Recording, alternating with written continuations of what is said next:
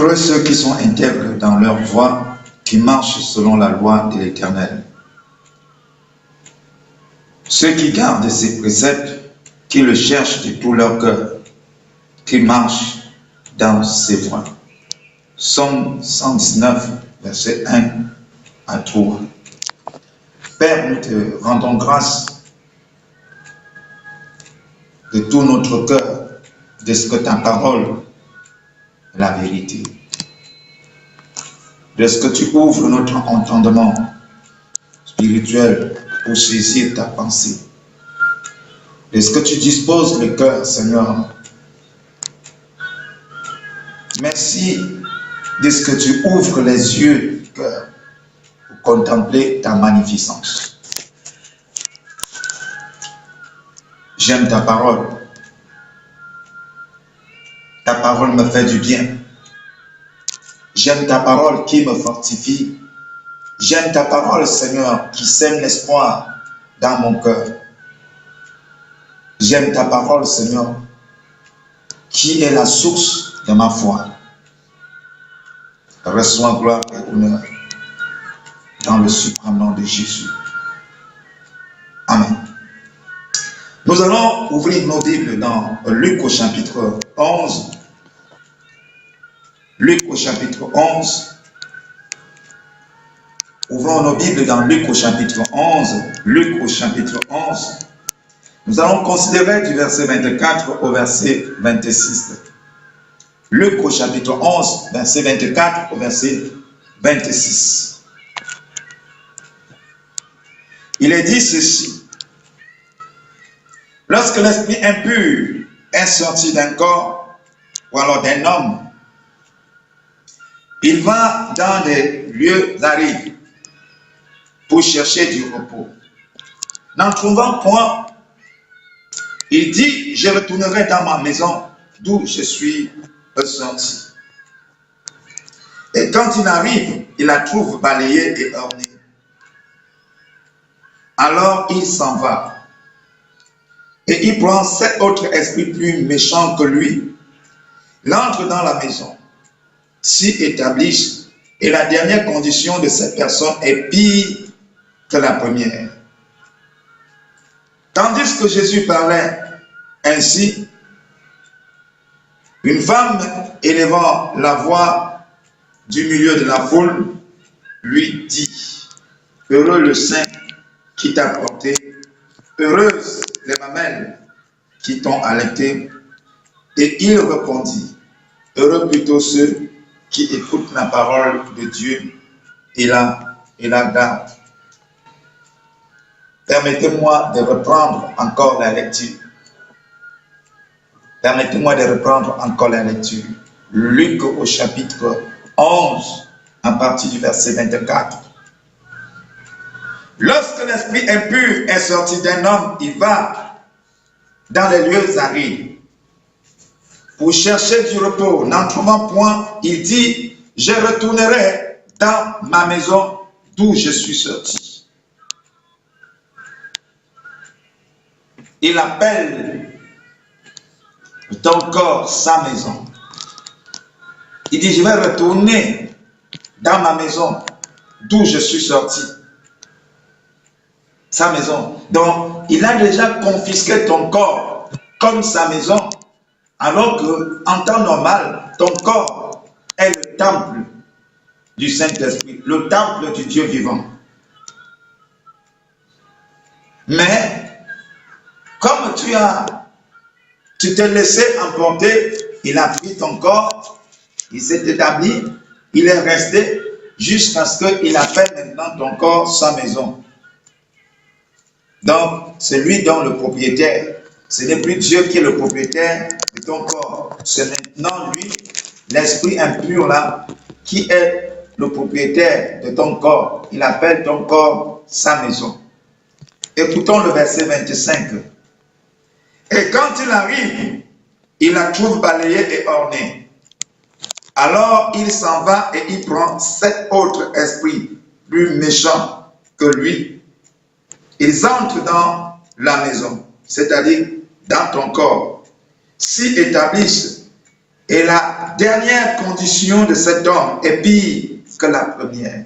Et la dernière condition de cet homme est pire, c'est-à-dire que ta situation devient encore plus pire qu'auparavant.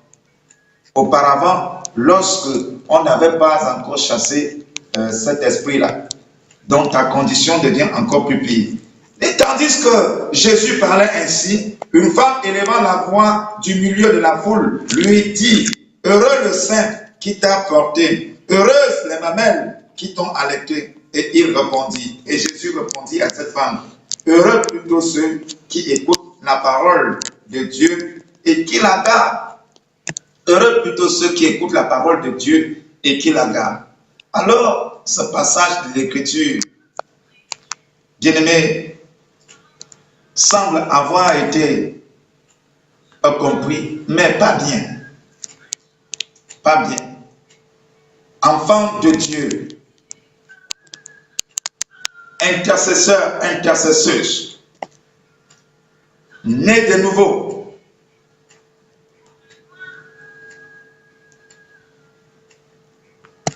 la parole de Dieu nous fait comprendre que lorsque tu viens, tu sens que tu es embêté par un esprit et que tu as la grâce de rencontrer un homme, de rencontrer une femme de Dieu qui s'engage à faire une délivrance.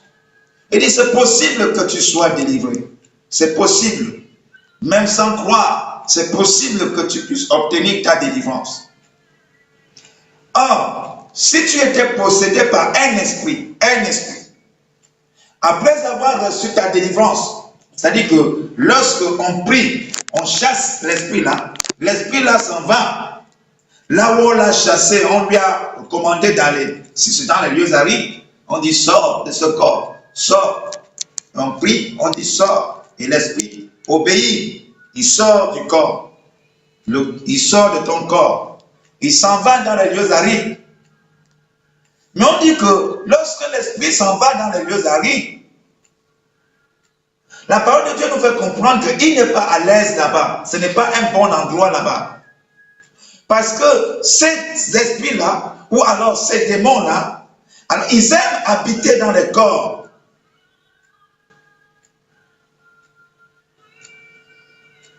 Ils aiment habiter dans le corps. Il s'en va là où on l'a envoyé. Et pendant ce temps, oui, effectivement, tu as reçu ta délivrance. Tu as reçu ta délivrance.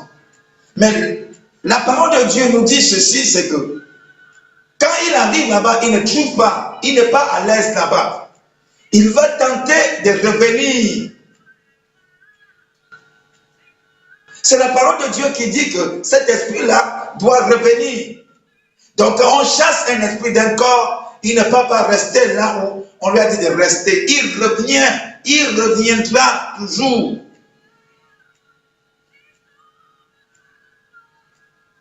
Et quand il revient, il se rend compte que, alors, ce qu'il appelle sa maison, ton corps là, parce que lorsque tu as chassé un locataire de ta maison, la maison ne peut pas rester comme ça. Tu nettoies d'abord tout ce que le locataire a laissé comme saleté. Tu arranges ta maison, tu arranges la maison bien. Et quand tu arranges bien la maison, on nous dit, il faut toujours quelqu'un qui doit occuper cette maison. Tu ne peux pas dire que non, la maison va rester comme ça. Donc il faut toujours quelqu'un qui va occuper cette maison. Or, l'esprit qu'on a chassé et on l'a renvoyé dans les lieux arides, cet esprit donc, ne se sentant pas à l'aise là-bas, va revenir. Il revient, il n'entre pas directement. Donc il ne t'attaque pas directement. Il observe pour voir si la maison est déjà occupée ou bien la maison est encore vide. Mais à sa grande surprise, il trouve que la maison est plutôt bien arrangée, la maison est plutôt ornée, la maison est plutôt balayée. Donc il se sent à l'aise. Il dit waouh, comme ce n'est pas occupé, mais c'est quand même bien arrangé, c'est quand même orné, alors mesures de sécurité.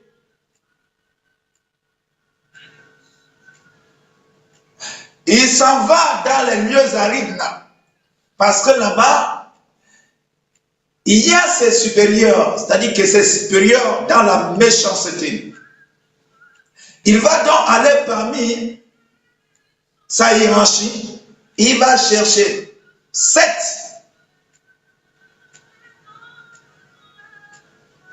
Et la parole de Dieu précise 7 plus méchants que lui.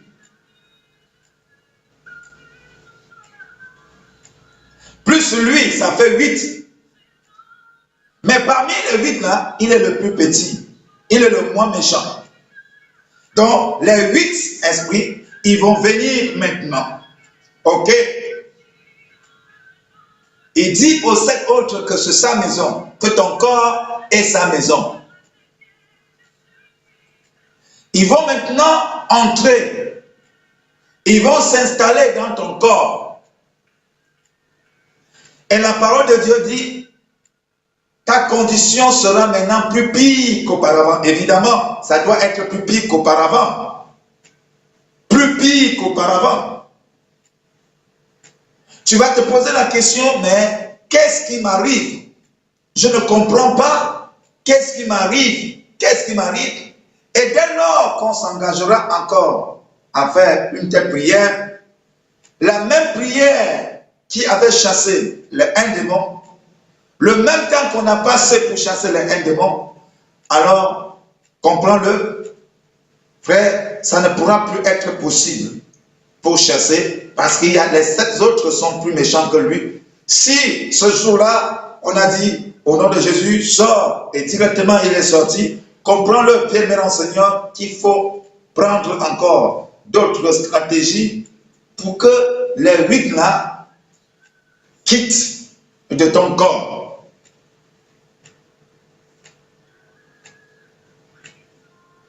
Sinon, chaque jour, nous serons toujours en train de chasser les démons. Chaque jour, nous serons toujours en train de chasser les démons en oubliant l'essentiel. Comment faire pour que cela n'arrive pas? Comment faire pour que cela n'arrive pas? Alors, la parole de Dieu nous dit, lorsque Jésus était donc en train d'expliquer cela, il y a une femme qui était assise. Elle était parmi ceux-là qui l'écoutaient. Mais en réalité, cette femme était là. Elle ne s'intéressait pas au message que Jésus libérait. Ce n'était même pas là son problème.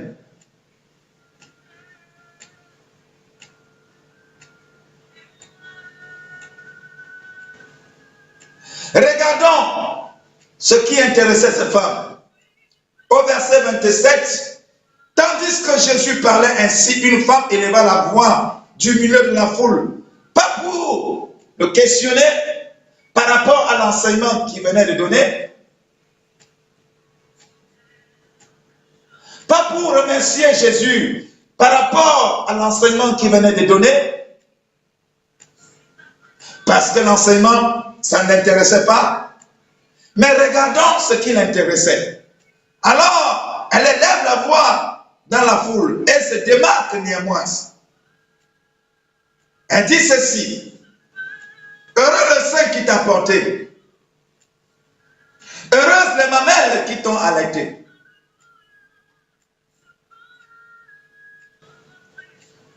Oh, si cet enfant qui parle était mon fils, je devais être la mère la plus heureuse.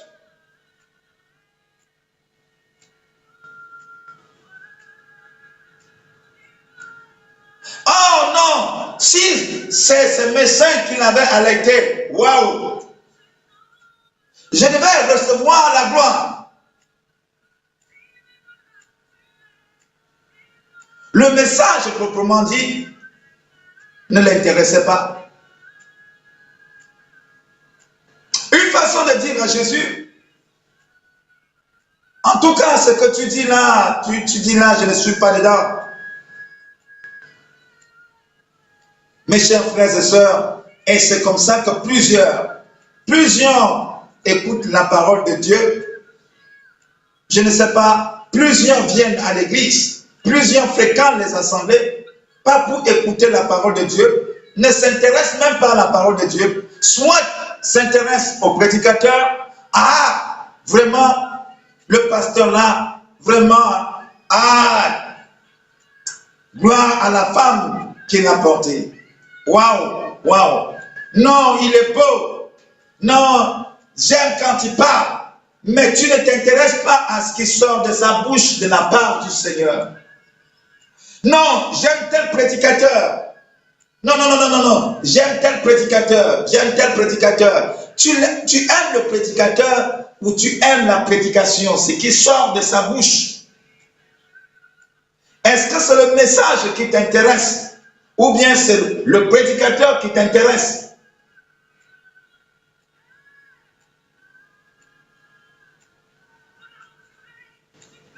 Alors Jésus doit rapidement régler cette question. Pour dire, mes femmes, pas possible. Je suis en train de libérer un message. As-tu compris le message?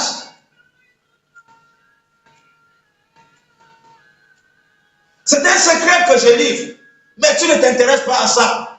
Il faut comprendre que si tu t'intéresses seulement à la délivrance, alors tu seras toujours la proie aux démons. La proie aux démons. Les démons vont te prendre pour leur proie. Il faut comprendre ça.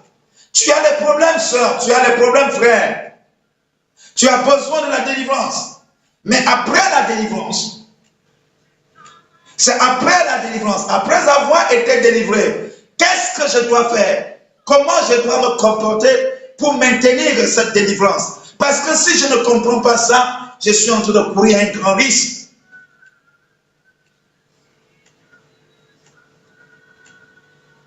Et c'est pourquoi notre vie chrétienne tourne en dents de scie. Le matin, on est debout, le soir, on est par terre.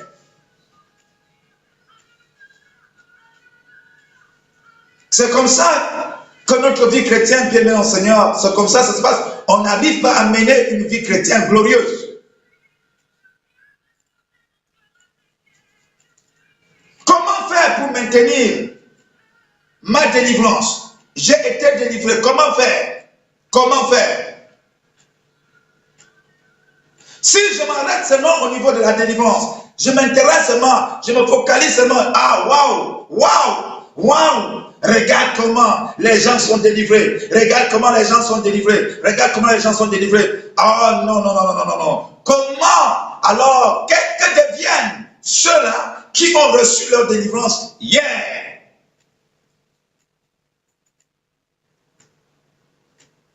Est-ce que la maison qui a été libérée est occupée par le véritable maître, qui est le Saint-Esprit, qui est Jésus, qui est Dieu, parce que ton corps est sa maison.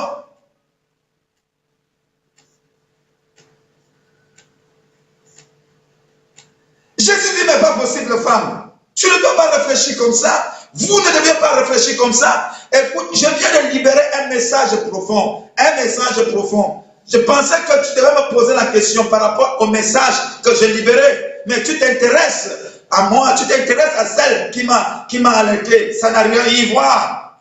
Jésus dit, heureux plutôt ceux qui écoutent la parole de Dieu et qui la gardent. Heureux plutôt ceux qui écoutent la parole de Dieu. Donc intéresse-toi à la parole de Dieu. Chère sœur, Dieu nous parle. Dieu n'est pas content de voir qu'on est chaque jour les mêmes problèmes. Les mêmes problèmes. Aujourd'hui, on chasse un démon. Alors, dans quelques jours, on doit chasser 8 démons. Dans quelques jours, on doit chasser 16 démons. Ainsi de suite, ainsi de suite. Et puis, on pense que c'est bien. On pense que c'est bien. On pense qu'aux yeux de Dieu, Dieu est content de cela. Ça fait mal, chers frères, de poser une bonne question. Mais pourquoi tous les temps, tous les jours, je ne fais que tomber, tous tous les jours. Les démons, tous les jours. Je suis toujours dans une science de délivrance. Toujours les démons.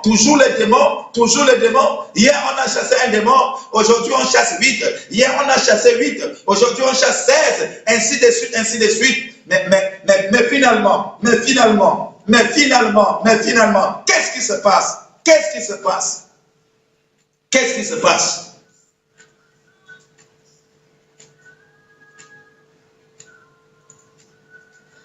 Et la suite de ce passage dans Luc au chapitre 11 prouve que Jésus, il n'est pas du tout content de cette attitude. Il dit, n'est pas possible ça. Comme le peuple s'amassait en foule, il s'est mis à dire, cette génération est une génération méchante. Ils ne comprennent rien. Ils ne veulent même pas cela. Ils ne comprennent rien. Alors Jésus est fâché de voir que non, ses enfants sont chicotés chaque jour par des démons. Et pourtant, mes bien-aimés dans le Seigneur, dans Hébreux au chapitre 4, verset 12, il est dit que la parole de Dieu, elle est efficace. La parole de Dieu, elle est efficace. La parole de Dieu est puissante. Elle est vivante, la parole de Dieu. L'efficacité de la parole de Dieu. Lorsque donc ta maison est balayée et que bien-aimé dans le Seigneur, la parole de Dieu habite en toi, alors quand ce démon, il revient, il n'a pas peur de toi. Non. Le démon n'a pas peur de toi. Le démon n'a pas peur de toi. Ce qui fait peur au démon, c'est la parole de Dieu qui est en toi. Est-ce que tu peux dire Amen? C'est la parole de Dieu qui est en toi. Parce que la parole de Dieu qui est en toi dégage une puissance. La lumière et les ténèbres ne peuvent pas cohabiter. C'est la parole de Dieu qui est en toi, qui fait de toi la lumière. Parce que la parole de Dieu, alors, c'est une lumière.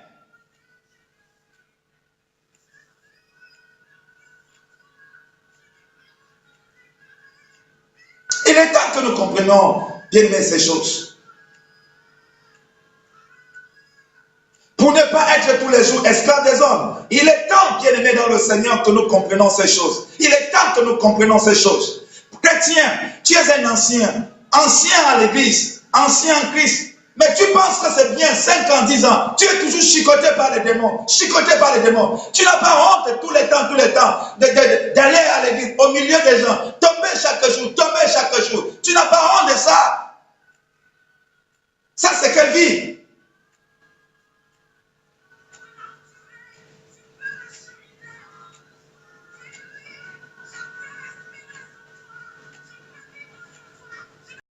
C'est pourquoi dans le Psaume 119, au verset 1 à 3, il dit, heureux ceux qui sont intègres dans leur voie, qui marchent selon la loi de l'Éternel, ils sont heureux. Ceux qui gardent ses préceptes, ceux qui le cherchent de tout leur cœur, qui marchent dans ses voies, ils sont heureux.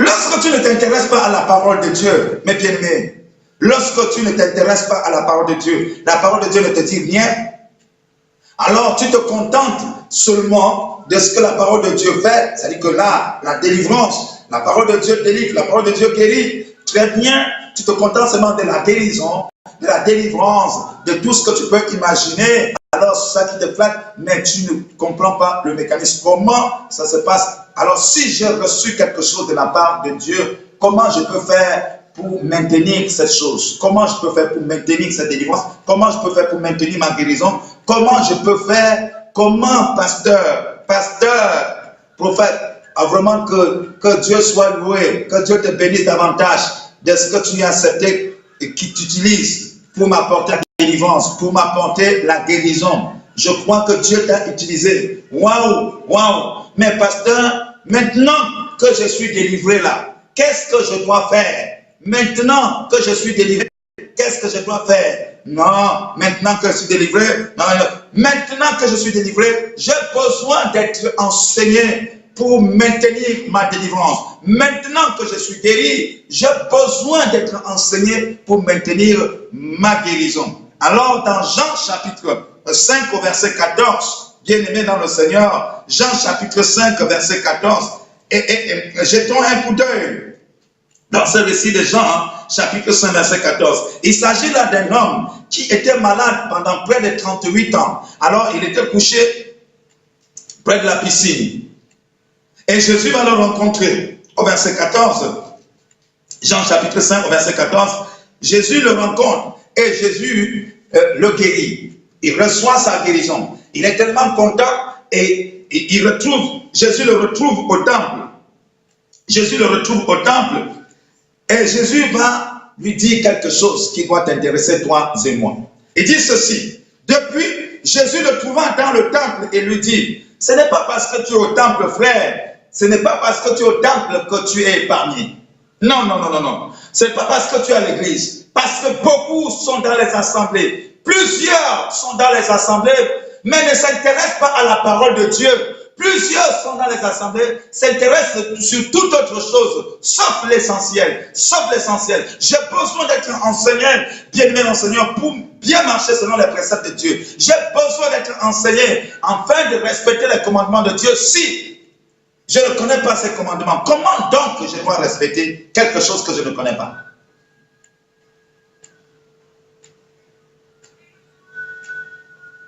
Je dois comprendre, bien-aimé dans le Seigneur, je dois comprendre. Il dit, depuis que Jésus le trouve dans le temple, il lui dit, voici tu as été guéri, très bien, bravo, tu as été guéri. Mais attention, si tu ne saisis pas le secret, alors tu risqueras de tomber dans une situation aussi plus pire que la première. Il dit, ne pêche plus, de peur qu'il ne t'arrive quelque chose de pire. Ne pêche plus. Cet homme se posera bel et bien cette question. Alors, ne pêche plus, Seigneur Jésus. Qu'est-ce que cela veut dire? Il faut qu'il s'enseigne, bien-aimé, pour être enseigné. Mais attends, qu'est-ce qui m'est arrivé? Qu'est-ce qui a fait que cette maladie soit là? Non, on t'a dit que non, c'est ton père, c'est ton grand-père qui est au village, c'est lui qui a l'origine de cette maladie. On t'a dit que non, c'est ta grand-mère qui est décédée il y a de cela 10 ans, c'est elle qui a l'origine de cette maladie. Oui, ça suffit. Maintenant, comment je dois faire? Et Jésus dit, ne pêche plus de peur qu'il t'arrive quelque chose de pire. Parce que le péché, lorsque tu vas désobéir à la voix de Dieu, lorsque tu ne marcheras pas selon les principes de Dieu, alors tu ouvres une porte. C'est un péché. Le péché, c'est la désobéissance à la loi de l'Éternel.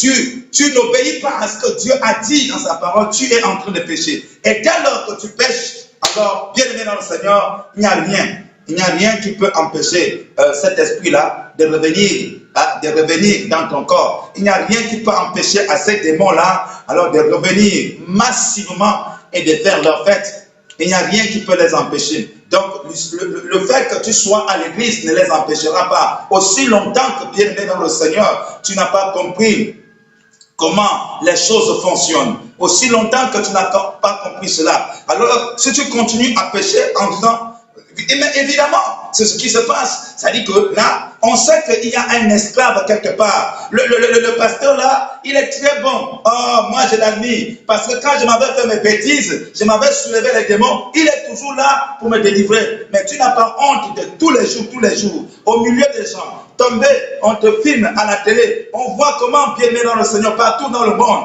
On voit comment tous les jours tu es chicoté par les démons. Et tu es content de témoigner que les démons te chicotent, alors que Jésus n'est pas content de cela. Il dit, vous marcherez sur les serpents et les scorpions, sur toute la puissance de l'ennemi. Et tu es content que les serpents et les scorpions marchent sur toi. Et tous les jours, on est là pour te délivrer. Tous les jours, on est là pour te délivrer. Tous les jours, on est là pour te délivrer. Et tu es content de ça, et tu es content de ça. Quand est-ce que toi aussi tu délivreras l'autre? Quand est-ce que tu seras un instrument entre les mains du Seigneur pour apporter le salut à un autre? Quand est-ce? Tu attends avoir 20 ans, tu attends avoir 40 ans en Christ. Tu attends quoi? Tu attends quoi? Tu attends quoi? Tu attends quoi? Tu attends quoi? Tu attends quoi? Tu attends quoi? Et il dit, allez partout. Pour faire quoi? Pour faire des disciples comme vous aussi. Parce que je vous ai fait disciples. Je vous ai transmis quelque chose. Allez aussi et transmettez aux autres. Transmettez aux autres. Et qu'ils soient aussi capables, bien, de transmettre aux autres. Mais comment on va transmettre quoi? Si on refuse d'observer ce que Jésus nous a prescrit. On refuse d'observer ce que Jésus nous a prescrit. C'est ce qui est écrit dans notre Bible, chers bien-aimés. Luc a parlé, Matthieu a parlé, Jésus lui-même a parlé. C'est ce qui est écrit dans notre Bible. Mais bien-aimés dans le Seigneur, que ce temps que le Seigneur nous accorde à une telle heure, alors qu'il te fait grâce d'être debout à une telle heure, que ça ne soit pas en vain. Que ça ne soit pas en vain. Nous sommes là pour prier, mais Dieu nous fait grâce toujours avant d'entrer dans la prière. Il nous accorde toujours une parole qui doit nous aider. Pendant que je prie, je dois comprendre quelque chose. Je dois comprendre quelque chose. Je dois comprendre quelque chose. Alors, oui Seigneur, j'ai besoin de ma délivrance. Mais j'ai aussi besoin de conserver cette délivrance. Tant que l'ennemi viendra, si je n'ai pas les arguments, si je n'ai pas les armes qu'il faut, alors bien-aimé dans le Seigneur, il va toujours faire sa fête.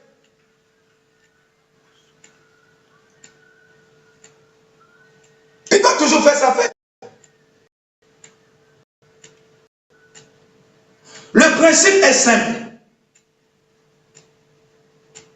Frère, le principe est simple. C'est que quoi? Alors, dès lors que je t'ai reçu, tu es venu me voir, pasteur, voilà, par la grâce de Dieu,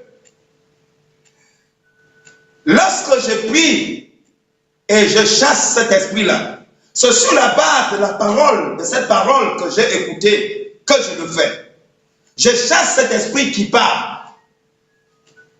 Et puis tu te dis, je suis délivré, ok.